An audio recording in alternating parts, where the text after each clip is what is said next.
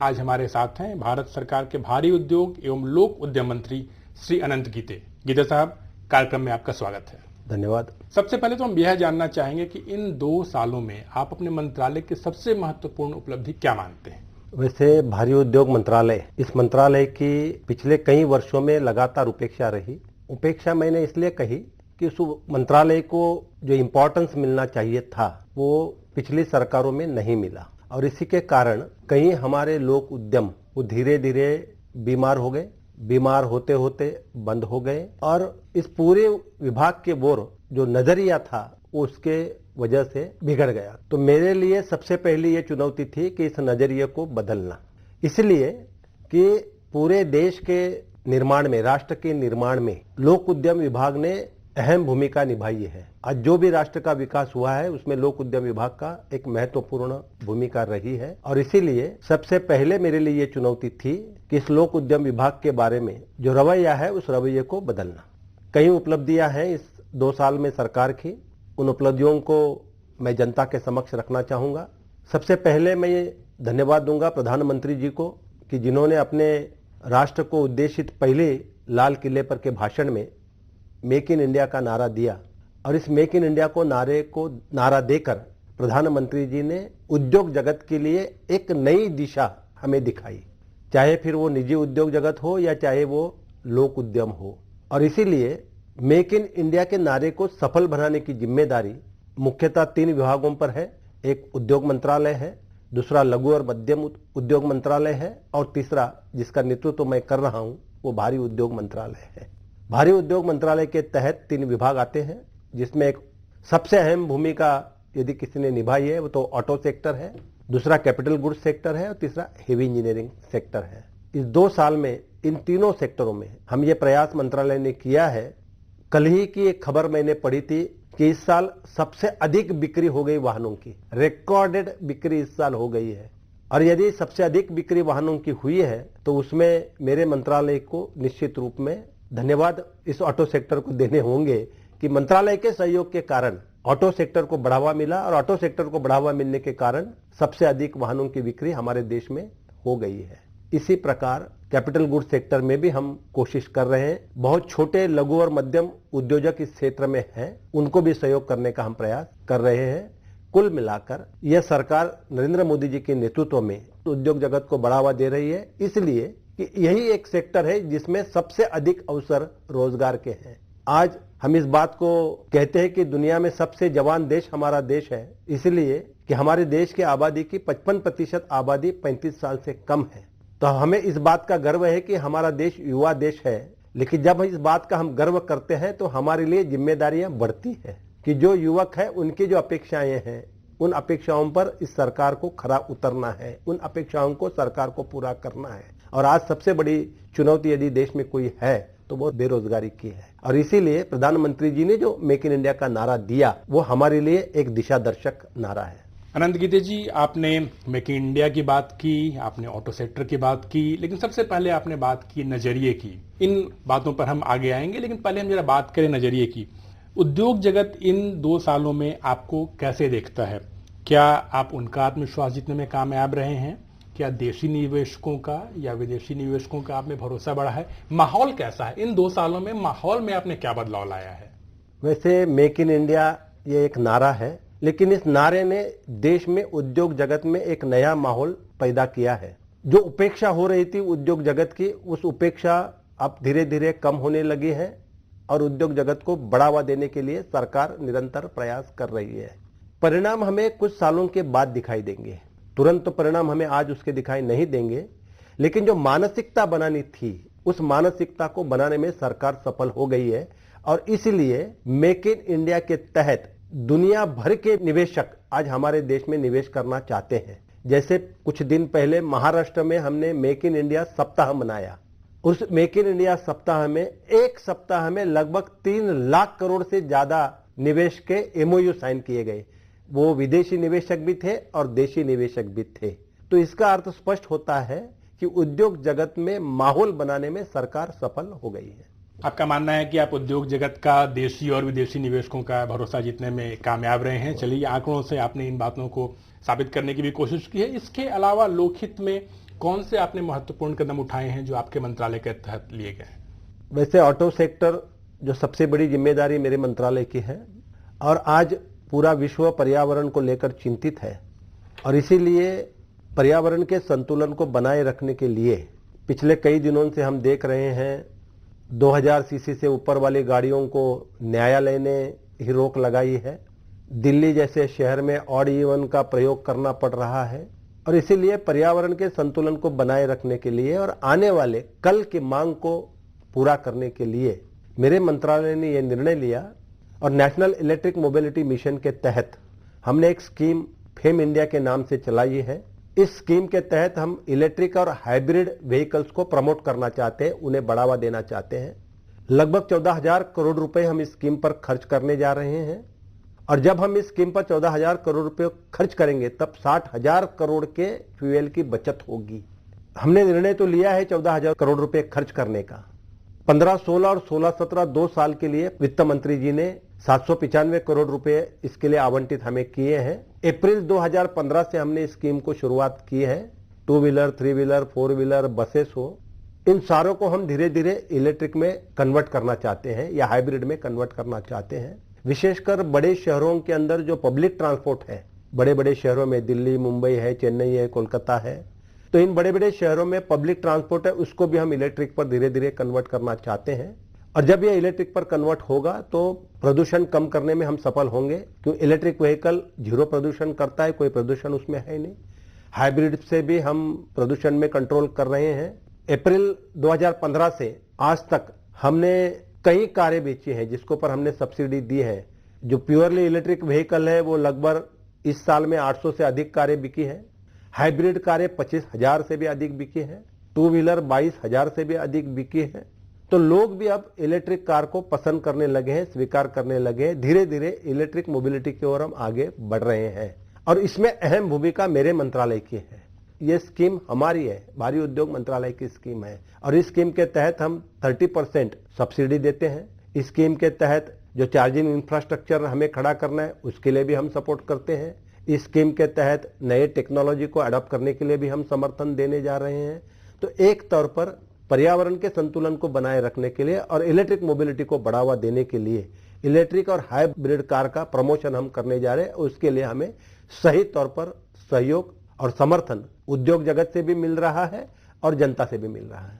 आपने fame India की बात की, लेकिन अभी जब ऑटो सेक्टर की बात हम करते हैं तो एक तरफ तो ऑटो सेक्टर का ग्रोथ, उनके विकास दर की बात सामने आती है, दूसरी तरफ सड़कों पर बढ़ रहे कंजेशन की बात सामने आती है। पर्यावरण के बारे में जाहिर तौर पर आपने उन चिंताओं का ध्यान में रखा है। जैसे आप कह रहे हैं कि 14,000 करोड़ रुपए का अगर आप वहां इन्वेस्टमेंट कर रहे हैं तो 60,000 करोड़ रुपए का तो सिर्फ फ्यूल ही बचेगा। इससे जाहिर तौर पर पर्यावरण को भी काफी फायदा होगा।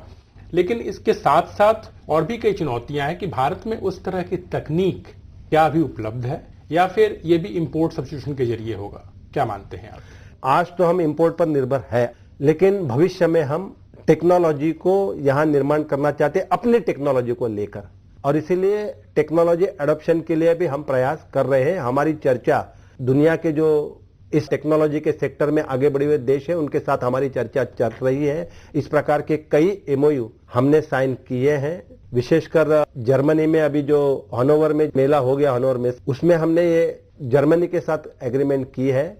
कई और देश हैं जो हमें इस टेक्नोलॉजी को सहयोग करने के लिए तैयार है। तो भविष्य में हम अपनी टेक्नोलॉजी को भी डेवलप करना चाहते हैं और उस दिशा में ये जो फेम इंडिया के तहत जो फाइनेंशियल सपोर्ट करना है वो हम अपनी मंत्रालय की ओर करने जा रहे हैं। तो आपका मंत्रालय इस बात पर भी खासा जोर दे रहा है कि स्वदेशी तकनीक एवं शोध को प्रोत्साहित किया जाए। चलिए, इसके लिए हम आपको शुभकामनाएं देते हैं। इसके साथ हम ये जानना चाहते हैं कि आपके मंत्रालय में बीमार उद्यमों को सशक्त करना भी एक काफी बड़ी चुनौती है। इसके लिए आपने क्या रोड मैप अपनाया है?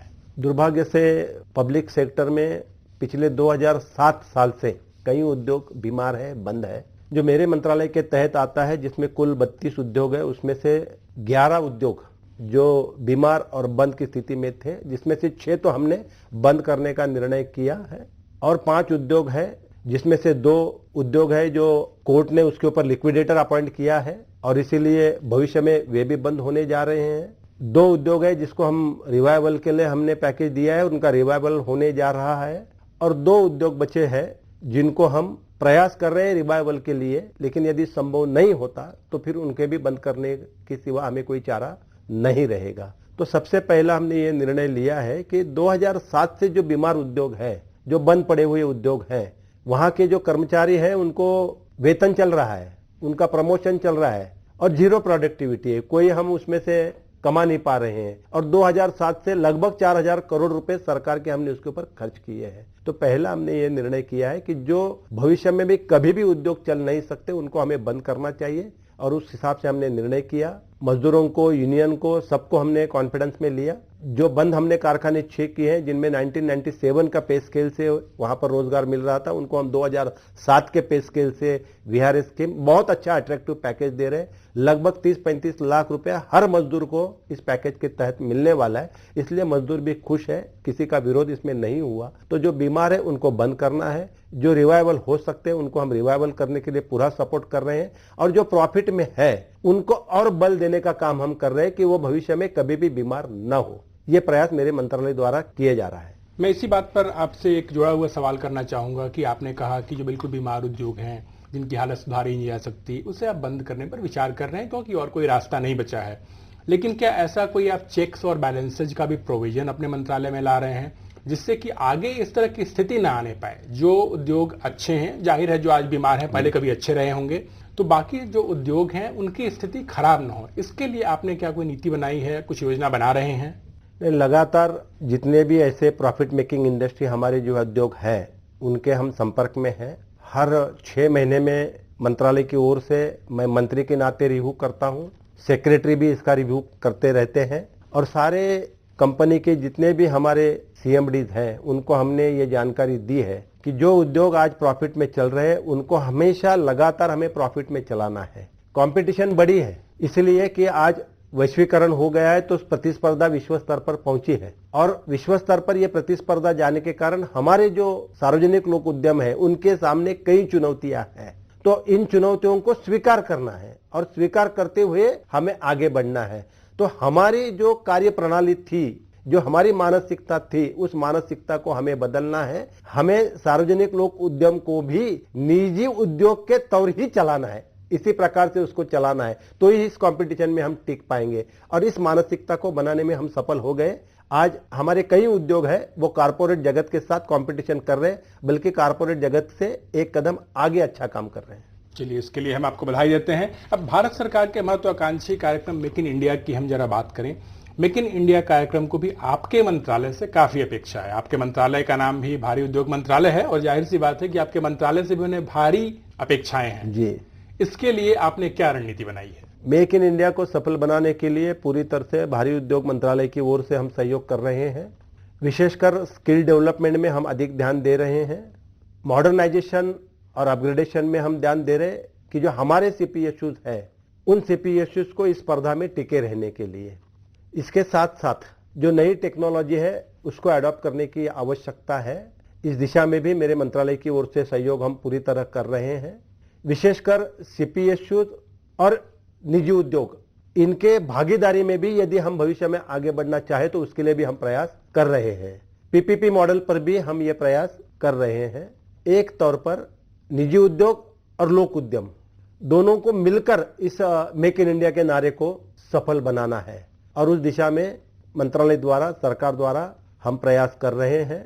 खुशी की बात यह है कि बीएचईएल जैसी कंपनी जिसके पास आज 1,01,000 करोड़ के ऑर्डर्स हमने आज बुक किए हैं और 1,01,000 करोड़ के ऑर्डर जब बीएचईएल के पास है तो निश्चित रूप में मेक इन इंडिया में हम सफल हो गए हैं। ये उसका उदाहरण है कि हमारे एक उद्योग को इतने बड़े ऑर्डर्स विश्व भर से हमें मिल रहे हैं, देशी उद्योगों से भी और विदेशी उद्योगों से भी। तो मेक इन इंडिया में हम निश्चित रूप में सफलता की ओर आगे बढ़ रहे हैं।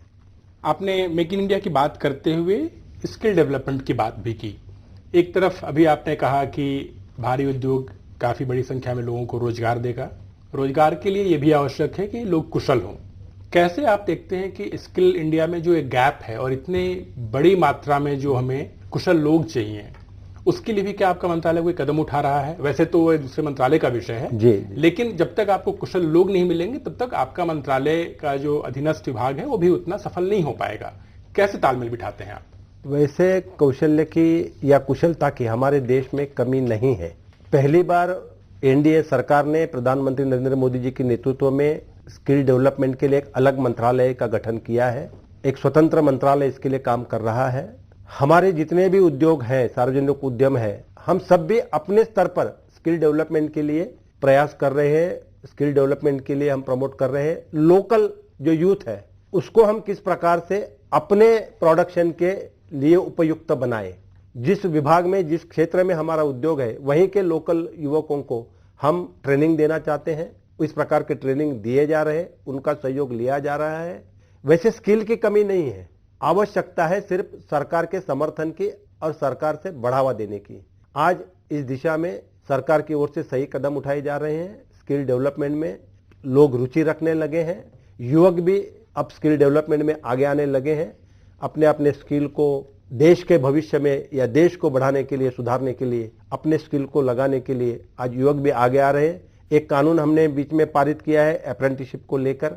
जो पुराना कानून था उसको हमने अमेंड करके नया कानून पारित किया है। नए अप्रेंटिसशिप को भी हम बढ़ावा देने जा रहे हैं, ताकि जो हमारी निजी उद्योग है उसमें अप्रेंटिसशिप से लेकर यदि ज्यादा युवक अप्रेंटिसशिप करेंगे तो मैन्युफैक्चरिंग के सेक्टर में हमें ज्यादा स्किल वर्कर्स मिल पाएंगे। तो एक तौर पर स्किल को बढ़ावा देने का प्रयास मंत्रालय की ओर से, हर मंत्रालय की ओर से किया जा रहा है। उसी प्रकार भारी उद्योग मंत्रालय की ओर से, हमारे सारे उपक्रमों की ओर से हम अधिकतर प्रयास इसके लिए कर रहे हैं। सबसे अधिक खर्चा हमारा BHEL जो कंपनी है वो स्किल डेवलपमेंट में सबसे अधिक खर्चा करती है। जानकर में खुशी हुई। और अब आखिरी में मैं सवाल पूछूंगा। मैं मानता हूं कि देश के मंत्री के रूप में आपकी जिम्मेदारी पूरे देश की है, लेकिन हमारे देश में कुछ राज्य और कुछ क्षेत्र उतने विकसित नहीं है, जैसे कि मान लीजिए उत्तर पूर्वी राज्य। क्या उन क्षेत्रों के लिए आपने कोई विशेष नीति बनाई है? उत्तर पूर्वी के लिए तो पहले से सरकार ने एक नीति अपनाई है। उस राज्यों के विकास के लिए टोटल बजट के 10% तो हम उन राज्यों पर खर्च करते ही हैं। वैसे उद्योग जगत में वहां पर कोई उतना प्रगति नहीं हुई है, लेकिन जो उद्योग पूर्वोत्तर या पूर्वों के राज्यों में है उनको हम बंद नहीं होने देंगे, उनको हम चलाएंगे, उसमें सुधार करने का प्रयास करेंगे।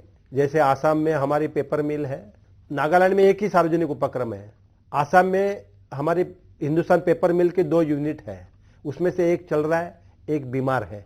लेकिन हमने ये निर्णय किया है ये पूर्वोत्तर के राज्य है, इसलिए इन सारे यूनिट को हमेशा के लिए चलाए रखना, इन्हें बंद नहीं होने देना, इसलिए पूरा सहयोग कर रहे हैं। फाइनेंशियल सपोर्ट भी कर रहे हैं। रिवाइवल के लिए भी हमने उनको पूरा पैकेज दिया है और निश्चित रूप में इनका रिवाइवल हो जाएगा। चलिए, बहुत बहुत धन्यवाद आनंद गीते जी। आपने सरकार की 2 साल की उपलब्धियों का लेखा जोखा देश की जनता के सामने रखा। आकाशवाणी की ओर से मैं राजित सिन्हा आपको धन्यवाद देता हूँ। धन्यवाद। आप